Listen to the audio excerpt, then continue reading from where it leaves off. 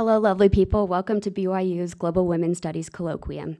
I'm Hannah Hendricks, and I'm a sociology major with a GWS minor. Today, we have the remarkable opportunity to hear from Ms. Robbyn Scribner and Dr. Susan Madsen. Ms. Robbyn Scribner is the co-founder and director of outreach at Tech Moms. Tech Moms provides direct services for women who are re-entering the workplace. Ms. Scribner is also a regular keynote speaker and presenter on women's professional development. She received both her bachelor's and master's degrees from BYU. Additionally, she is a research fellow with the Utah Women in Leadership Project. Her interests cover a wide range of issues affecting women, with a concentration on women's experiences and opportunities in the workplace. She has published over 50 reports and articles, 5 of which specifically detail research regarding sexism in Utah. Professor Susan R. Madsen is the Karen Haight Huntsman Endowed Professor of Leadership in the John M. Huntsman School of Business at Utah State University. Dr. Madsen is considered one of the top global scholars and thought leaders on the topic of women and leadership, and has authored or edited 8 books and published hundreds of articles, chapters, and reports. She is a well-known speaker in local, national, and international settings. She's also the founding director of the Utah Women and Leadership Project and has worked for years motivating more women in Utah to graduate from college and to lead and influence more profoundly. Dr. Madsen, a returned missionary, received a bachelor's degree from BYU, master's from Portland State University, and a doctorate from the University of Minnesota. She and her husband, Greg, are the proud parents of 4 adult children and 2 delightful grandchildren. These researchers passionately advocate for women in all spheres. They will share their insight about women's experiences in the workplace in their presentation titled The Prevalence of Sexism in Utah. Please join me in welcoming them to Colloquium.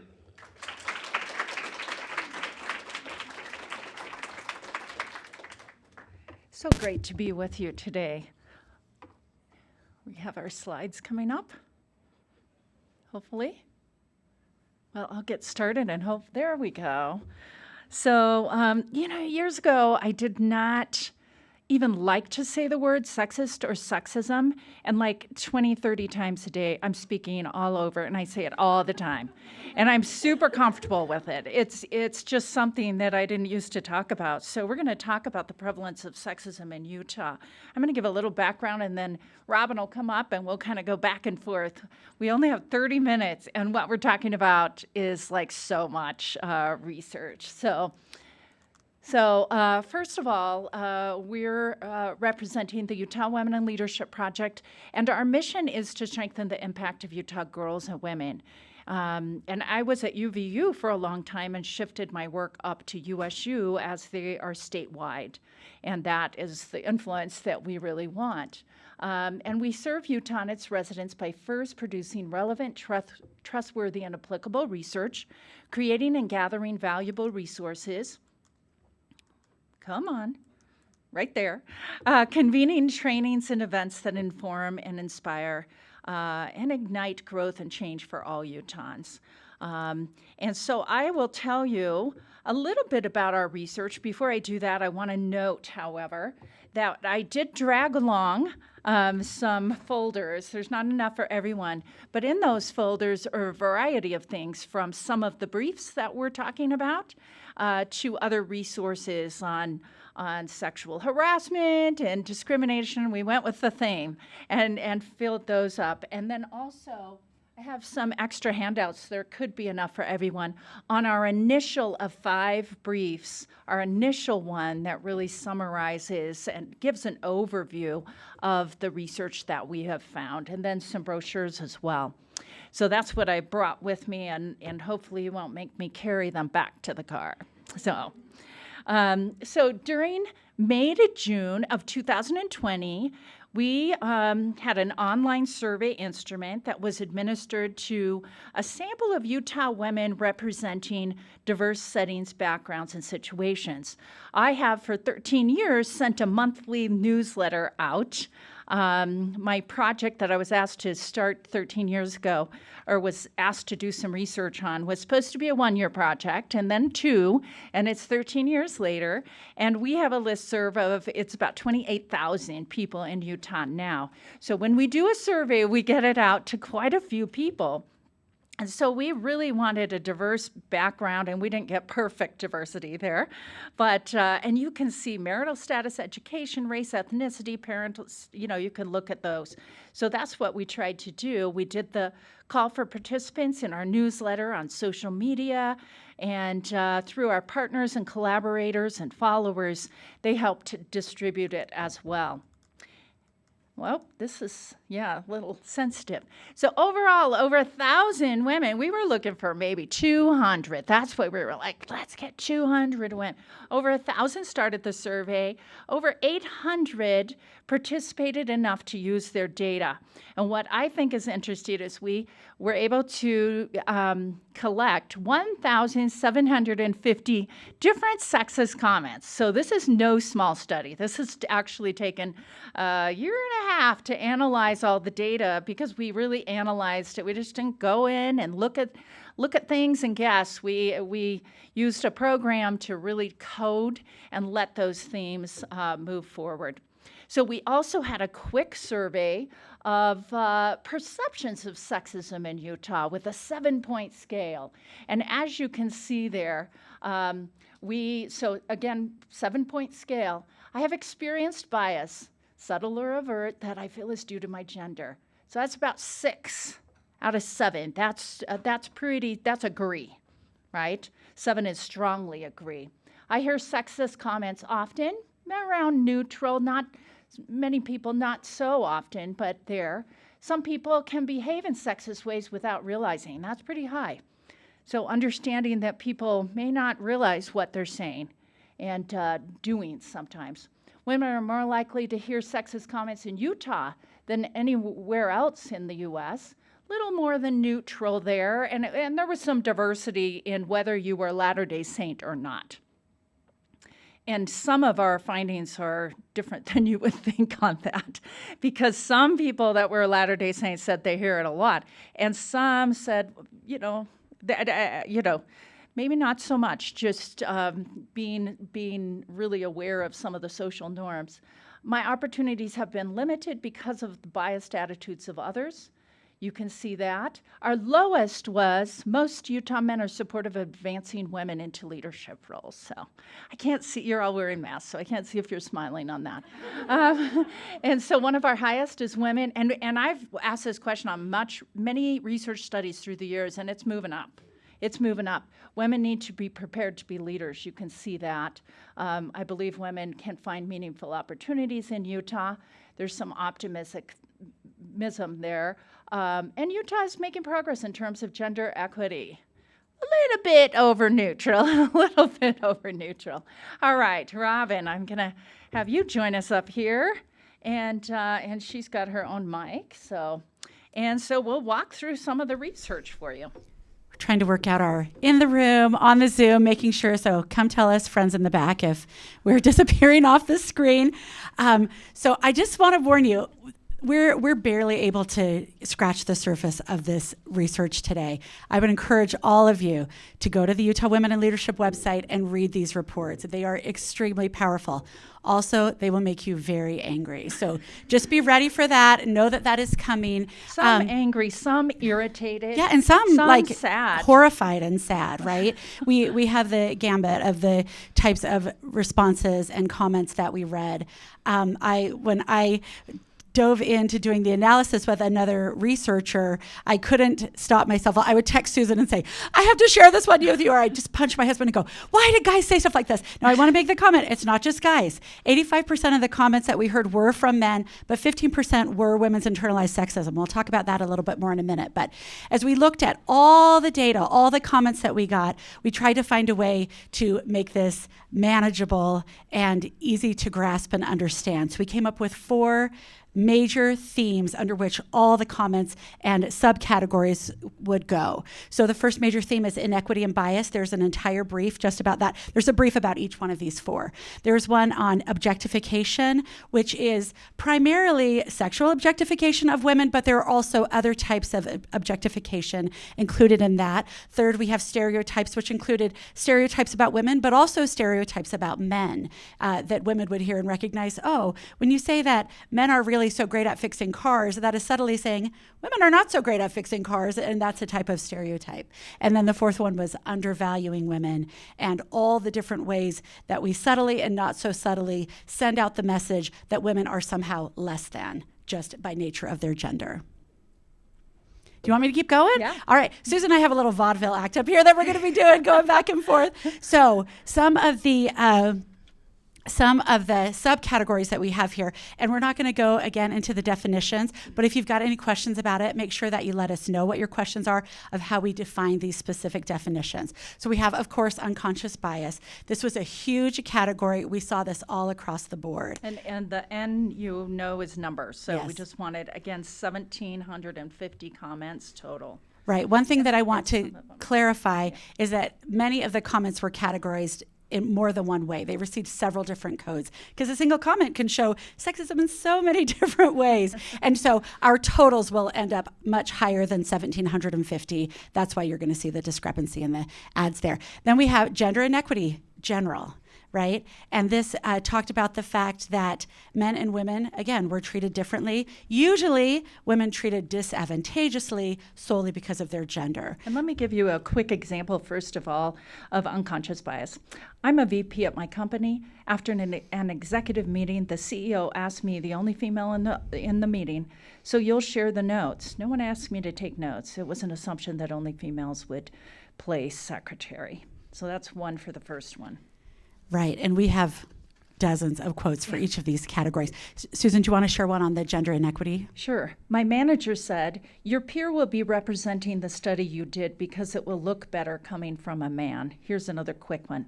When the individual realized I was the manager, they asked for the actual man who was in charge. Ouch, right? Oh, I gotta share one more.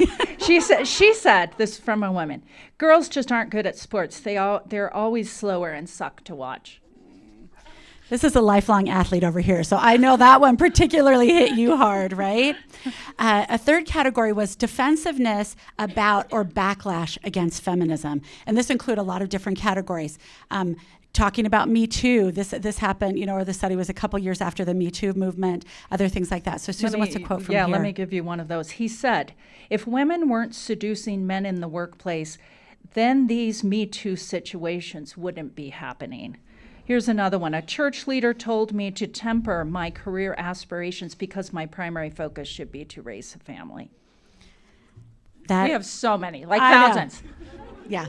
So that particular theme is going to come up a lot more in one of our later briefs as well, but they came into a lot of different areas. And then finally, we had a large number of comments on gender pay, promotion, and hiring inequity. So this included areas where women were told, you're not going to get this promotion for these specific reasons related to gender, hiring, and especially pay. And Susan has done mountains of research on the gender pay gap.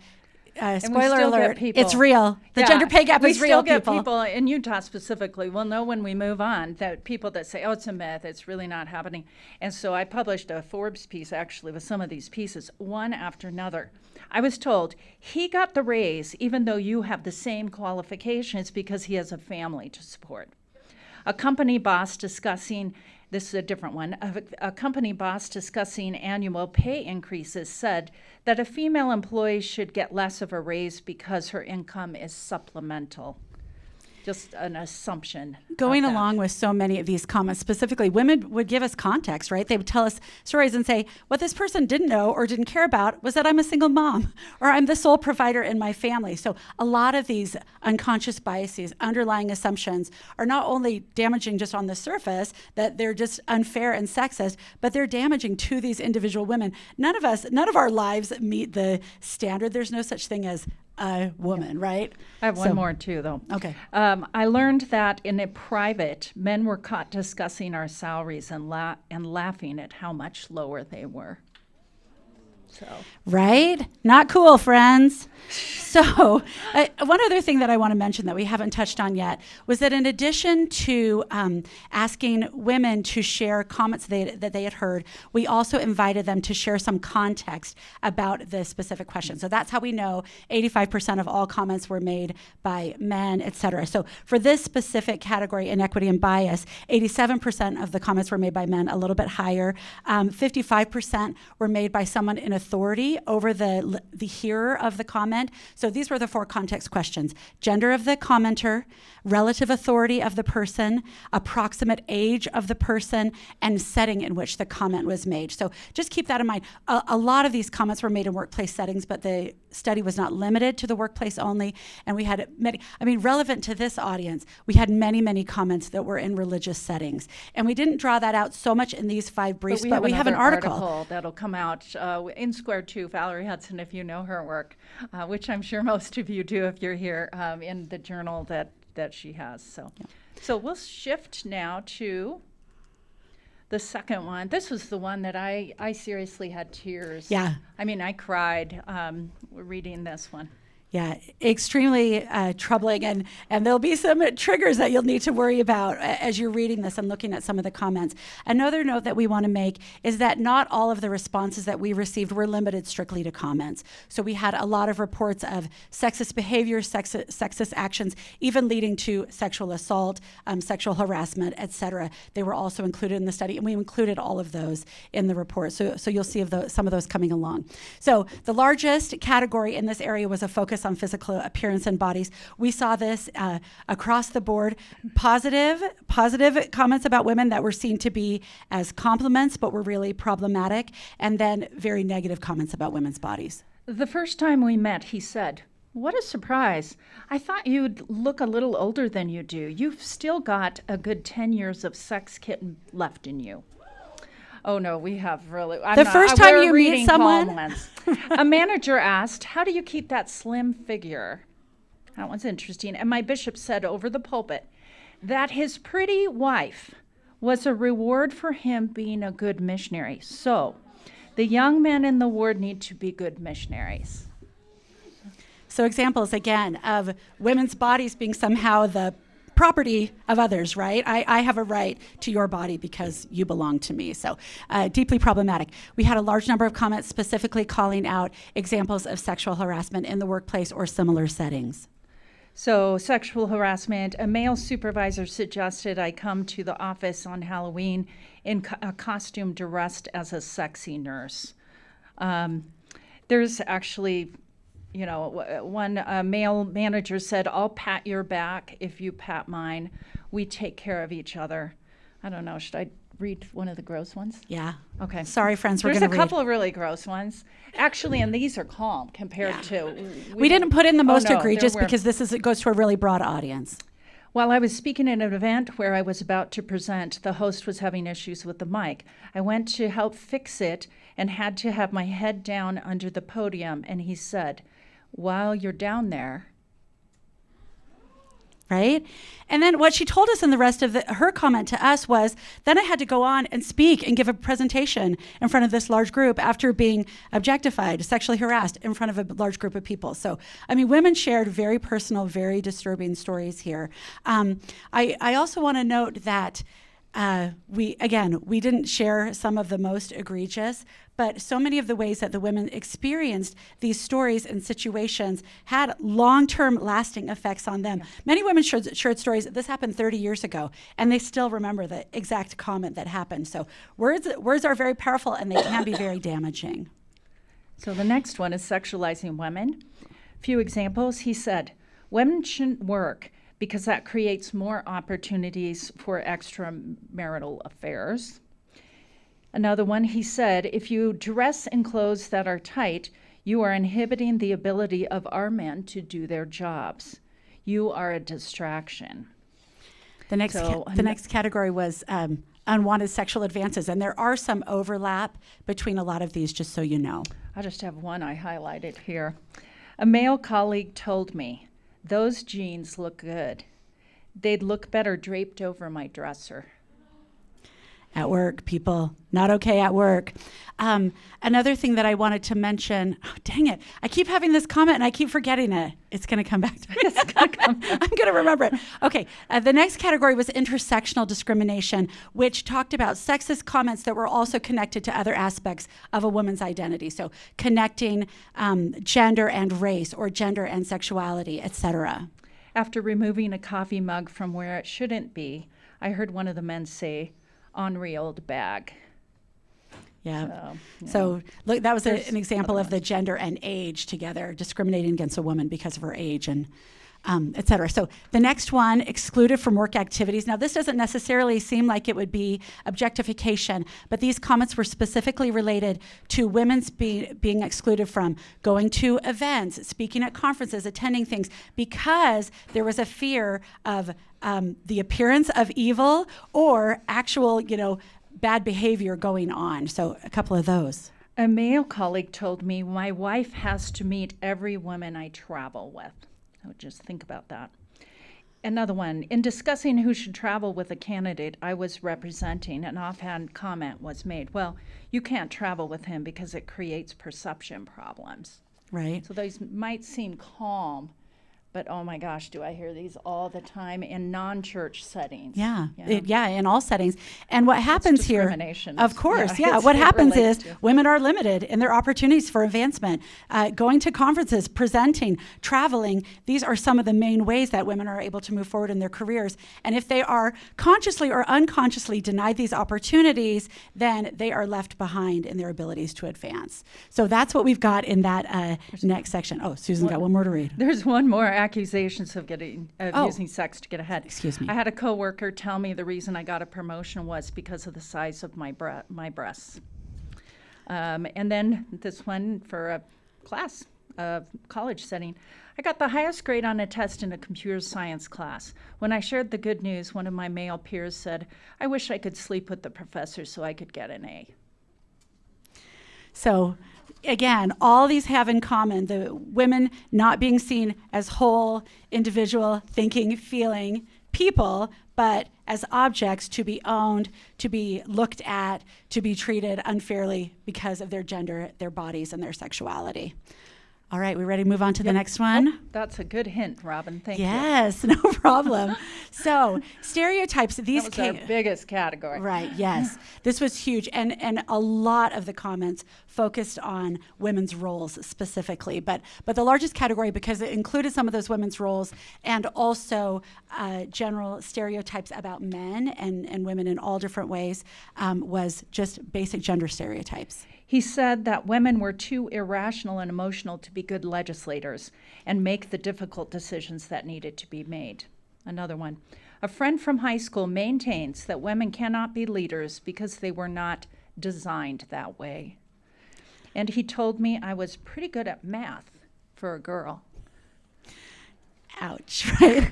And going along with these were a lot of comments about men, as I mentioned. So we had someone say something like, women have to work very hard to become engineers because their brains aren't designed that way. Men are the natural engineers, right? Men's ways of thinking, ways of doing are inherently different from from women. And the underlying assumption under all of that is not just inherently different, but inherently better. And that is what we saw in so many of these comments across the board.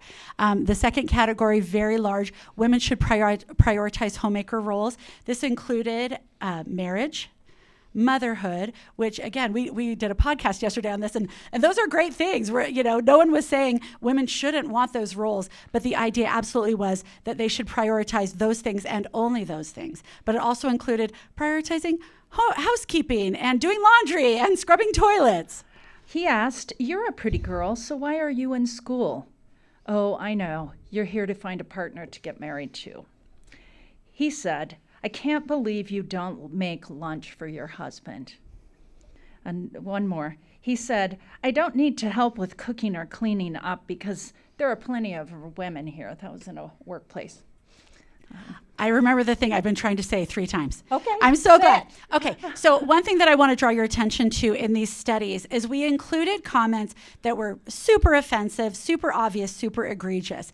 We also deliberately included comments that were much more subtle because one of our overall purposes in designing this research study and sharing these briefs was to help people recognize that subtle sexism, these microaggressions, these 1,000 tiny cuts are also very painful and damaging. And so we might read some of these, oh, I can't believe you don't make lunch for your husband.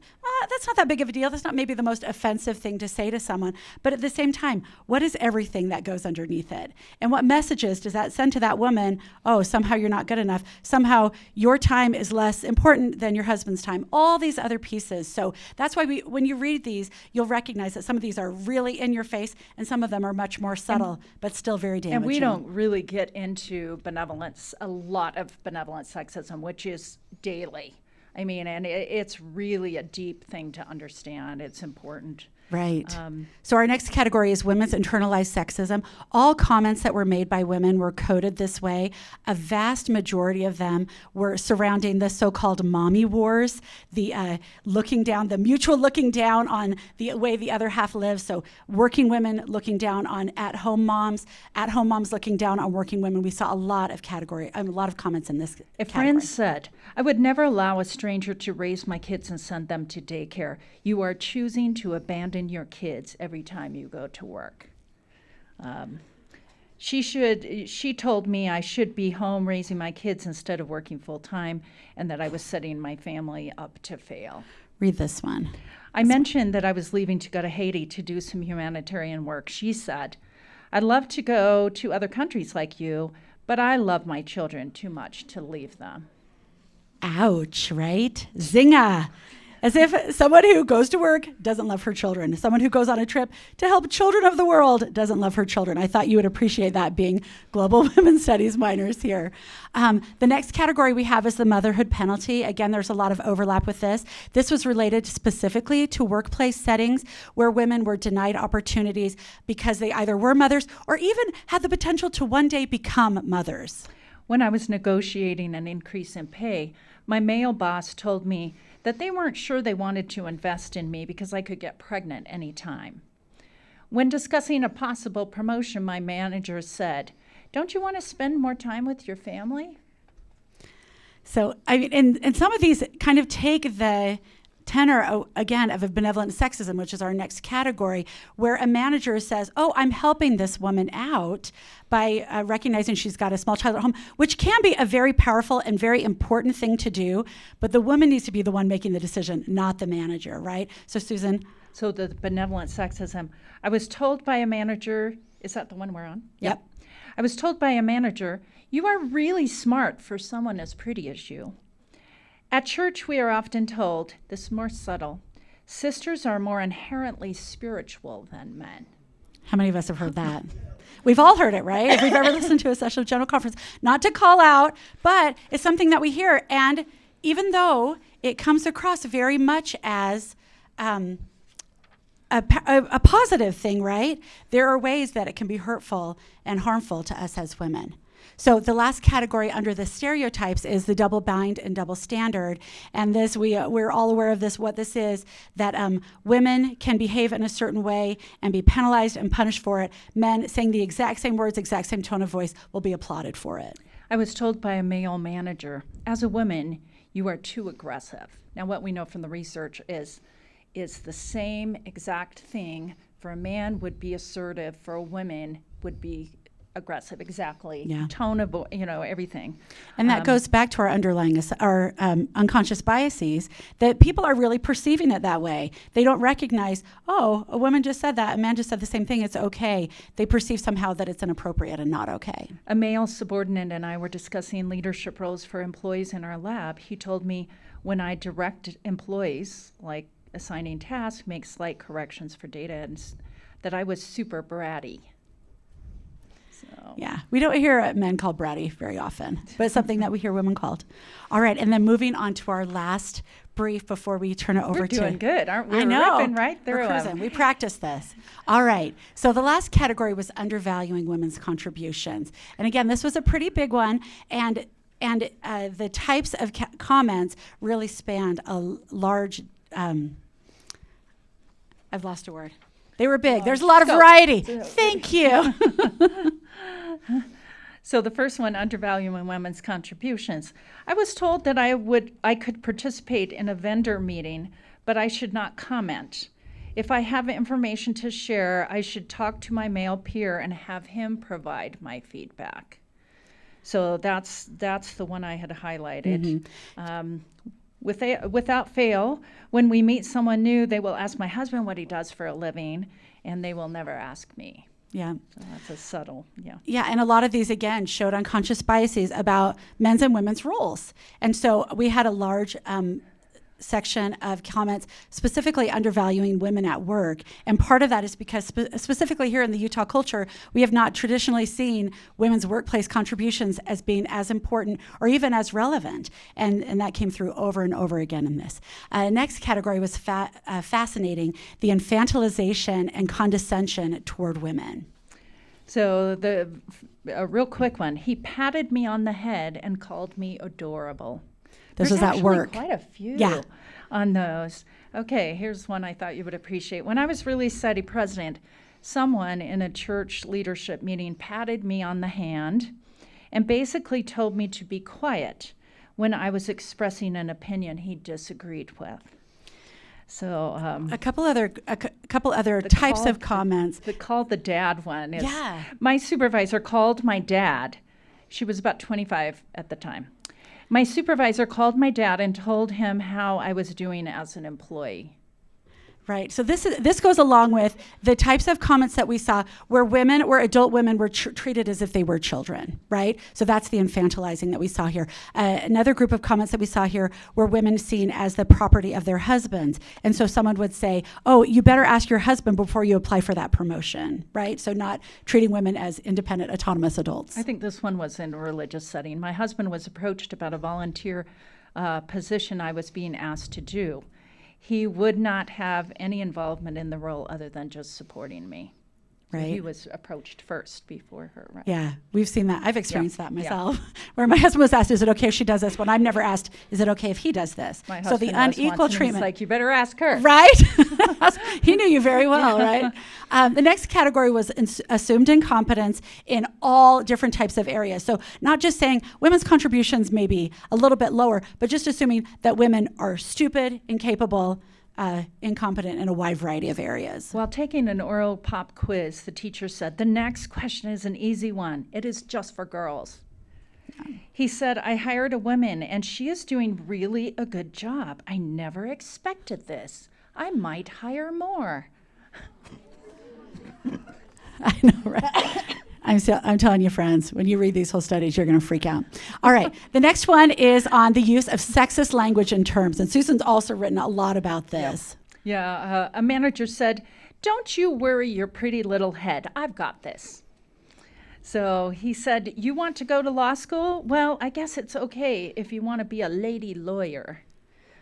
Susan, one of the ones that I remember for this, I don't have it in front of me, was that these comments were used not just for, young adult women or people that sometimes we might think, okay, she's 19, it's maybe okay to still call her a girl. There was one with a legislator on a committee, a board up in the Utah State Legislature, who looked over and said, the button was pushed to turn on the light, and he said, I can't tell which one of you girls over there pushed your button. Or talking to lawyers arguing before the Utah State Supreme Court saying, oh, that girl over there has got this thing going on. So these are women, adult, highly accomplished, highly esteemed within their society, still being used with these diminutive terms. Then our last one we have here is the affirmative action assumption, looking at any woman who has accomplished something must not be because of her own skills, abilities, and talents, but because she was filling some sort of quota. A man I managed told me, you aren't, so she's managing him, you are not a real executive, you're just checking the box. A man said, you are in the meeting because we needed a female in the room. And one last one, a male manager. Did you finish that last one of that? Oh, that was a different one. Yeah. A male manager said, You were hired because we had to add a female. You broke up our bromance. That was I wanted her to finish that one because that bromance thing. And this is something we see actually at a lot of companies here in the state of Utah that have been traditionally very male dominated. As the companies recognize that for millions of reasons they need to diversify their workforce, there's some resentment from the people who've been successful, leading, doing all the work all the time, like, oh, you're breaking up our bromance. Why is there a lady in the room with us, right? And as Robbyn said, we didn't do this, although it's been entertaining and sad and all of these emotions, just to say we're sexist. We didn't do that. The whole point is to say, let's learn, let's, raise our awareness, let's help women and men raise awareness, and then think about responses that can be helpful. Myself as a woman, but women to help other women, or men to help, you know what I mean, to make sure, because these things, we had stories of women who actually left. One, I remember, just left. She was so embarrassed. She was traumatized. She didn't even quit. She just walked out the door. She didn't call. She didn't do anything. She never came back because she was traumatized. Yeah. And years later, still traumatized by some of the treatment. We've given you pretty calm ones today. Yeah. But Robbyn's going to head into just talking about responses. We have a lot of this in every report, but we don't have time to do too much. Can you bring up the slide? So the responses were also coded into a variety of categories. We had a no response at all, which is what a lot of women said happened to them. We have direct response. So sometimes that came in the form of humor. We had a woman who was asked how she could leave her children every day, and she said, to go to work.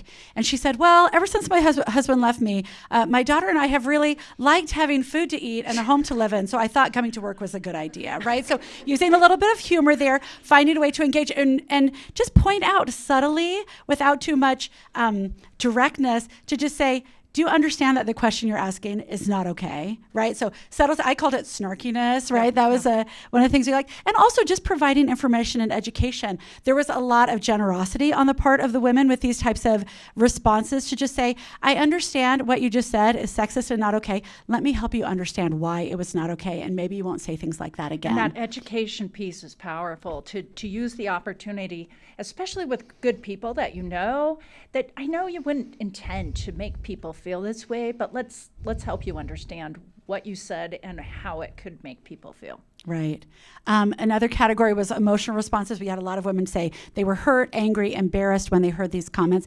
Indirect response, just kind of moving away, sliding out of there, and finding that was not the way they wish they would have done it. We also had a lot of internal afterthoughts, and we invited women to share these. What do you wish the next day you would have said to that person when you've had time to think about it and really make some plans? And one of the reasons why we wanted to share these responses so that women would be ready to say those things in the moment. And Susan, I want to add something about sharing and that generosity to teach someone who's behaved badly. It shouldn't be our responsibility, but if we take that responsibility on ourselves, we can make things better. And if you're in the moment, you cannot take that responsibility to teach someone, that's okay too.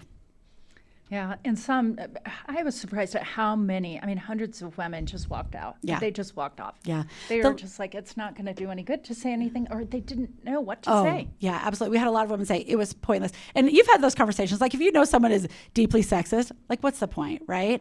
Maybe we start with the people where there's some hope. This last category, you can see some of the other ways that women responded. One of the things we were encouraged to see was successful responses, where women said, I shared some information, the person apologized, and he's never done that again. So things can change, people can change, which was very encouraging. So, all right. Yeah. So in general, like I said, I was going to mention what I just mentioned at the end. But in general, like I said, we have one brief that sets the overview. And during questions, maybe we can walk around and see who wants. Mm-hmm. We'll carry these around. One of us will stay back at the mic and we'll come around and see who wants what. So we have the overview, so we have 5 total briefs. And we really, Robbyn and I really were thinking it was going to be 1 brief. And then we said 2. Let's do 2. And then Robbyn really took the lead on all the coding. And after a while, she just said, way too much to cover in one brief. There's so many good comments and I agreed in terms of we need to give enough comments so that people feel. and hear and kind of see, just talking about sexism more without the comments was really something that we didn't think could be as profound. So we loved publishing these studies. We have it out there, and I'll tell you, the media has been all over these. Yeah. We've had a lot of media. Going back to what you just said, Susan, we would encourage you to share these with people who you think could benefit. We have 3 podcast episodes on this, so if someone's not going to read a brief, just send them to the podcast, and that's a way to still hear some of those comments, and a lot of minds can be changed as we look into this. And the podcast she's talking about, utwomen.org, and we have handouts. Like I said, we have a podcast, and it's the Utah Women in Leadership podcast, but you can get on our website and find all kinds of resources. So thank you so much for your time. We're turning it over to somebody now, right? Yeah. Awesome. Can we give him a hand?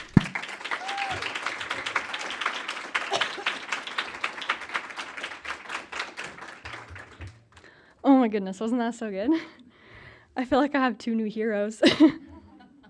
A huge heartfelt thank you to Dr. Madsen and Ms. Scribner for coming here today and edifying us, and especially for doing this work. It's really important. I know that seeing the numbers and the analysis is validating for me. It makes me feel like my experiences with sexism aren't unique or just me interpreting things wrong, but that it is an issue in our community and there needs to be change. I'm sure some of you guys felt the same too. So thank you to you all for being here and joining us on Zoom and for actively listening. We hope that you'll take the things that you felt and that you heard today and consider how you can contribute to this mission of strengthening the impact of girls and women in Utah. So now I'll turn the time over to Amelia to lead us in the wonderful opportunity to get our questions answered by these 2.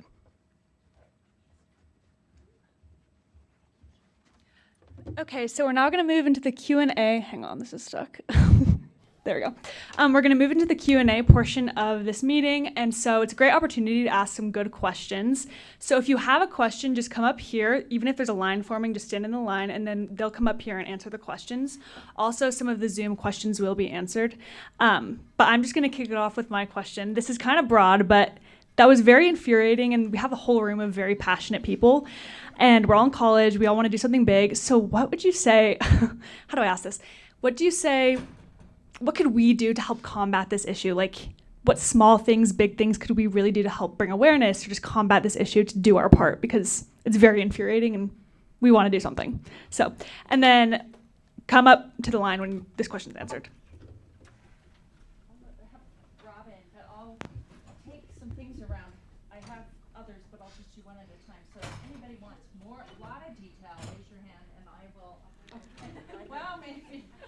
To take one down, pass it around. Wait, that's the wrong song to sing here. Thank you so much for your question. And sometimes we need to have a little fury before we move forward, right? And that, again, that's the power of sharing these specific comments. As you can hear, oh, it's not just a little bit. People aren't just being a little bit insensitive. Like, there are some really not okay behaviors going on. But our goal is not to leave you in the state of fury, but to leave you in the state of empowerment, right? And so we would love for you to take a look at this research. Susan has a million resources and everything on her website. So part of it is being prepared yourself to have these conversations. One of the challenges, the double bind, double standard challenge that women have, is that sometimes we are not taken seriously if we come in with too much fury. And we are, like, rightfully furious, but if we come on too strong, then sometimes our message isn't heard. And Susan is a master of this, of like sharing really strong, direct stuff, but then also in a way where people have a way to escape and they don't have to be drowning in the guilt and things. So find ways to communicate with other people that also allow them to learn and to grow without saying, you said something horrible, now you're a bad person forever. That's one of the things I'd recommend. Using a little emotional intelligence as you're having these conversations will help you get further along as you're trying to lead others on. Occasionally, I'm just going to justify myself. Occasionally, I've just had to say, that's just crap and you suck. She does say that a lot. I've only said that a couple of times to men, but I feel like oh, wait, maybe I have. Oh my gosh, the memory is going. I'm good. at that age. What else? Other questions? I try not to, though, because it doesn't really help too much. Although if it gets people's attention, that can be good. Thank you. Thank you. Okay, so I'm in charge of the Zoom, but I'm actually going to ask my own question first. So I'm in the business school, and just like knowing that you're also in business, how do you balance being able to like business is such a place where you kind of have to, as a woman, deal with what you're given because it's such a male dominated field, and just kind of like behave in the way that they're expecting because you don't want to ruffle feathers. So how do you balance like the fury that you have with also like maintaining like the good relationships that you need? Does that make sense? Yeah, I think we need to have more training for women and men so that they can be allies on this stuff. Because sometimes we say things like the benevolent sexism. We haven't even gotten into that. There is so much benevolent sexism at BYU, in Utah, in the church. It's constant. And that it feels like, it comes from a good place, but it undercuts. And so I'm going to push, I'm just going to push a little bit that we need to, as women, really do some good thinking on what you're talking about, tiptoeing and not ruffling too many feathers. But things need to change, right? So what are the pros and cons of your action being a little more bold? I would say that in the church specifically, and both of us are members of the church and very active in the church, we're used to just, the patriarchal, just saying, yes, sir, or whatever, yes. But pushing a little bit to help. Okay, let me just say this. I'm rambling a little bit. But I know God. And God needs Latter-day Saint women who have confidence, who have voice, and who are ready to move forward. And this church will not move forward at the rate that it needs to if we come across continually as judgmental, as shaming, and all of those things that happen with racism and sexism and different things. So I would just say the more that you are aware, the more that you can get that confidence and try little things, push back a little bit on those things. That will not only be good for you, but we need to train other women and men so that they can be more successful in the workplace, in politics, in really lifting men and women and daughters and sons and girls and boys. So I would just say I'm all about being bold. Right? Beautiful. Anyway, okay, I'll get off my soapbox. I just wanted to add one more note to that. At the end of the last study, we had just a paragraph of recommendations, and there were a few go-to phrases that you can use in the moment when you're thinking of a response, when you don't have time to really formulate your ideas. One of them was just to say, ouch. Right? If you hear someone make a comment, and that will kind of jolt the person who just said it to go, oh, did I just say something wrong? Yeah. It buys you a little bit of time. That's good. Another comment, another idea is, why did you say that? So you're putting it back on them instead of you taking the responsibility to have to teach them. They need to explain why they just said what they said, right? So a couple of ideas there, and we've got some other ideas in the brief as well that can kind of help you in those tough moments when you're not sure what to do. And I do want to tell you that I do have a resource out there for I've written some articles for the church. I have one in BYU Quarterly coming out. But I do have a book that came out in November called A Future Only God Can See for You, a guide for teen and young adult women on how to prepare to lead. That really goes through, you'll find it if you search it. But it's a good resource. She went through every chapter and edited with me, so I did. Thank you. I know some people have to leave, and that's cool. Okay. I kind of have a hard question, so I apologize in advance. How do we change stereotypes when our religious leaders are sometimes the one promoting them? Stop it! We can both respond to I get that. those every day. I get these questions all the time. Do you want to go first? I would love to have you go first. All right. That is a really hard question. Thank you so much. I believe in the power of prayer. I think there are a lot of things that we can do. There are conversations that we can have every day with our own children, with our own partners, with friends and family members, and even asking them, how did you feel about this thing that we heard? How, what do you think we can do about that? How are ways that we can justify our own beliefs and our faith with some of the things that we're hearing that are troubling and difficult for us? I think starting those conversations from a place of humility and curiosity will get us further along than from a place of fury. But at the same time, it's important that we have those conversations. So tough question. Grab me at lunch. So I'll mention one other thing. A lot of times it really matters who your bishop is, who your stake president is, and so forth, because there is really a lot of leeway. I have 6 brothers. I'm the only daughter. And one of my brothers was just released from being a stake president. And Elaine Dalton, do you remember her name? So she told me a few years ago, before the pandemic, so BP I'm calling it, and after AP, she had done a fireside for him. And we come from a seminary and institute family, so we came from a really strict, but he is like amazing. And she told me, she hugged me. I was at something later. She was like, I have never seen men in a stake that love and respect women like your daughter, like your brother. And he, from the first day, he walked into the stake relief society president and said, what revelation are you having? And they just sat there. We want to do what you want to do. And he's like, that's not my job. My job is to support your revelation. So you get it and tell me what I need to do.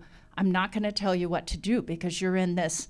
And so many things. He and I were just talking the other day, and we're like, another book on men, how men can support women more.